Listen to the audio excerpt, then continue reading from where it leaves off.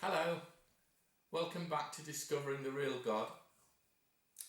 We're on part 3 now of What's God Like, and just to recap a little, although I don't need to do that too much because it's on video, we looked about what God said about himself mainly, and what the Hebrews called God, the names of God, because of the way he manifested himself in their presence.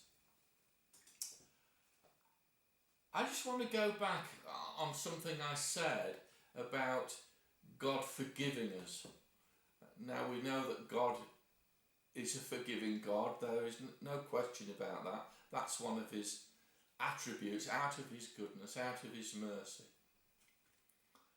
I just want to talk about what I said about David, because I talked about David committing adultery and conspiring to murder, and God said, "You're forgiven." He sent the prophet, and we know the story, and he said, "You're forgiven, David, your sins put away. Nevertheless, you're going to be punished." And he set out the punishment. And I asked the question, how is it that God can forgive yet punish?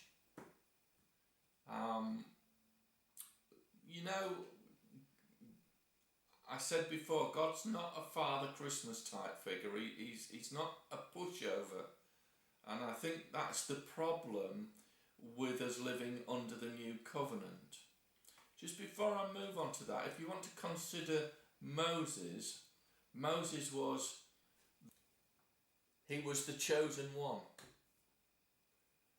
and he was commissioned by God, and very shortly afterwards, well, I'll read the verse, Exodus 4:24. "And it came to pass by the way in the inn that God met him and sought to kill him." God sought to kill Moses because he had failed to circumcise his son. Now, if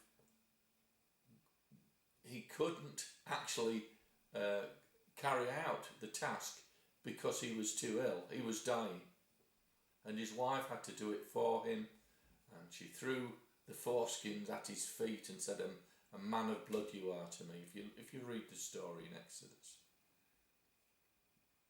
That was God's leading man, that was his top man, and that is the way that he dealt with him. That is the God that we're dealing with now. He's not changed at all.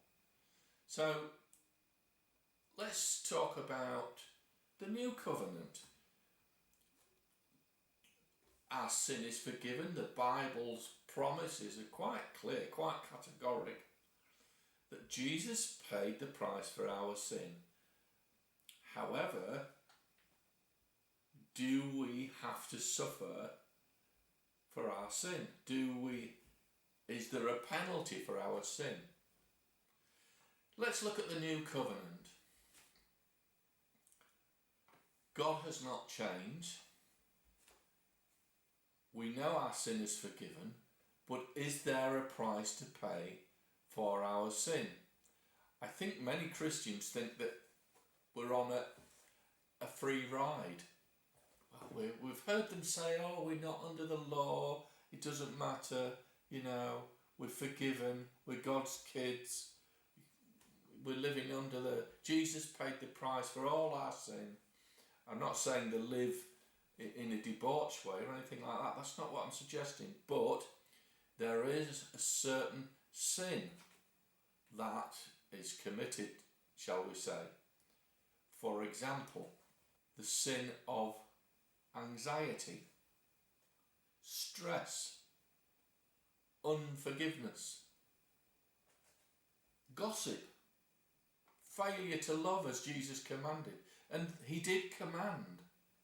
They are not requests. There is nowhere in the Bible, nowhere, that requested anyone to do anything, and Jesus was the same. There is absolutely nowhere where he said, would you mind awfully doing this? Would you mind awfully doing that? God, because he is God, Jesus being the Son of God, their authority came through. They never, ever requested anything from anyone. Everything that came from God, everything that came from God through Jesus was a command. Do not fret. Love one another. It's not a request. Now, if we sin by hating our brother, for example, is there not a price to pay? If you think that's nonsense, think about this.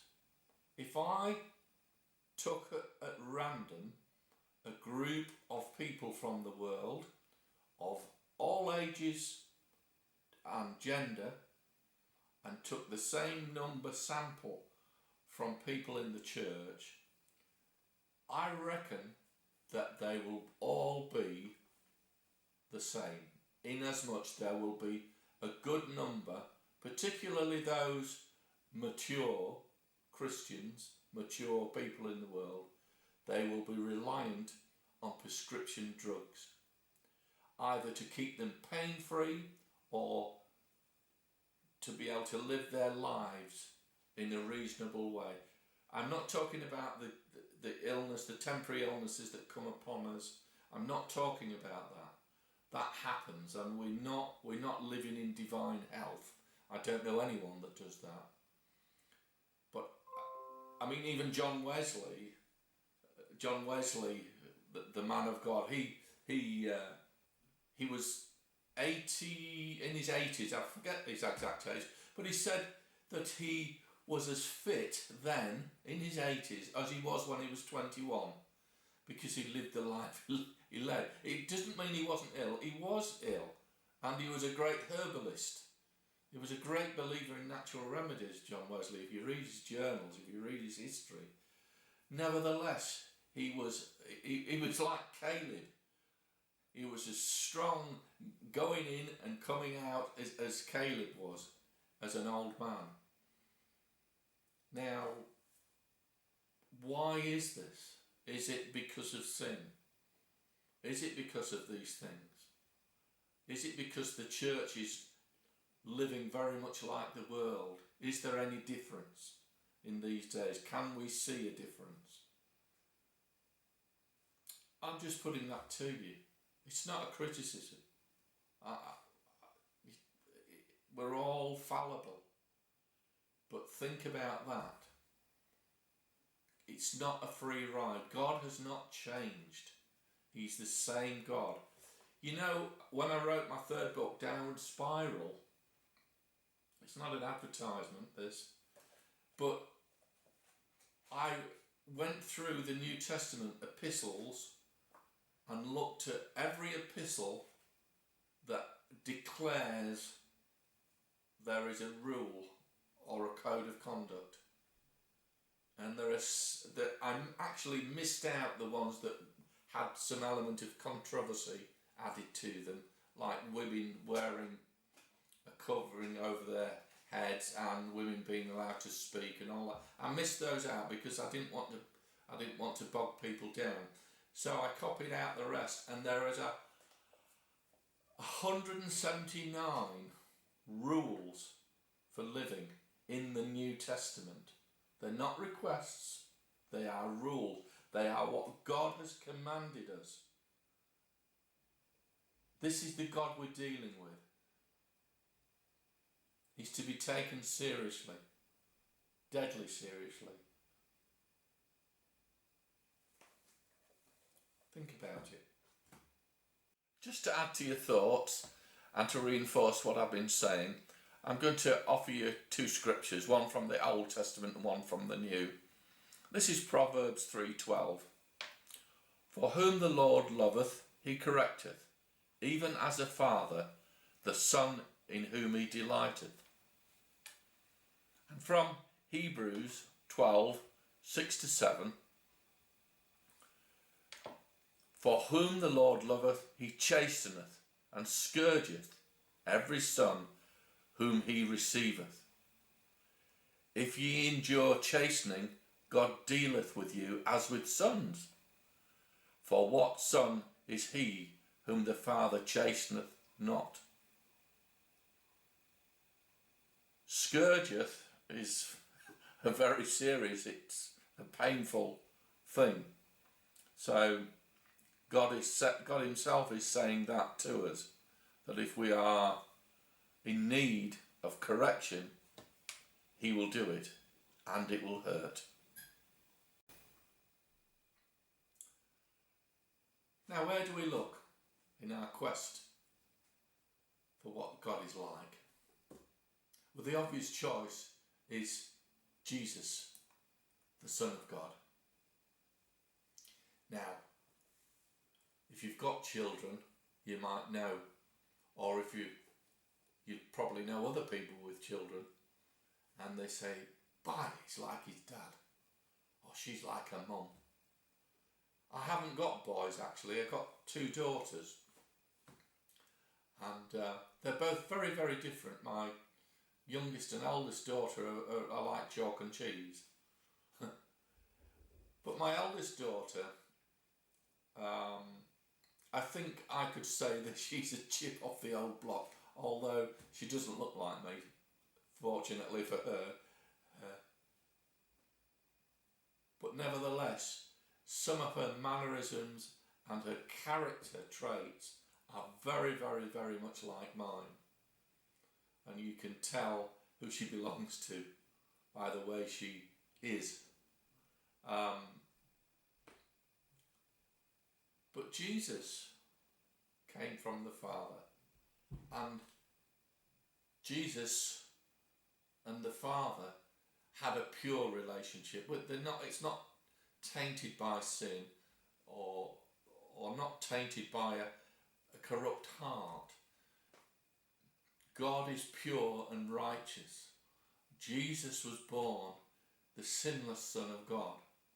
Their relationship is perfect. So we can say that if we look at Jesus, we know what God's like. Jesus said, if you've seen me, you've seen the Father. I and the Father are one. That doesn't mean to say that Jesus was God and God was Jesus. No, it means that they were one together, like I am one with my wife. That's what that referred to. When God looks at me and my wife, he sees one person. We are judged as two in the end, and it's my function to love my wife, as it were, if it's a function. Questionable word, but nevertheless, it will do for now. I am commanded to love my wife. My wife is commanded to obey me. We are equal in relationship, but not in authority. That's God's order. So we can take it at face value that Jesus has that character of God. So let's look at Jesus. Let's look at Jesus and see what Jesus was like when he was a man. Jesus is alive now. He is in heaven at the right hand of the Father. It doesn't mean he's sitting down doing nothing, but he's there at God's right hand because he's God's right hand man. And he is the king that will return to earth to rule for 1,000 years. That's who we're dealing with. Well, I think that's far enough for today. I look forward to seeing you for the next part of this What is God Like in the next video vlog. Thanks. See you soon. God bless. Bye bye.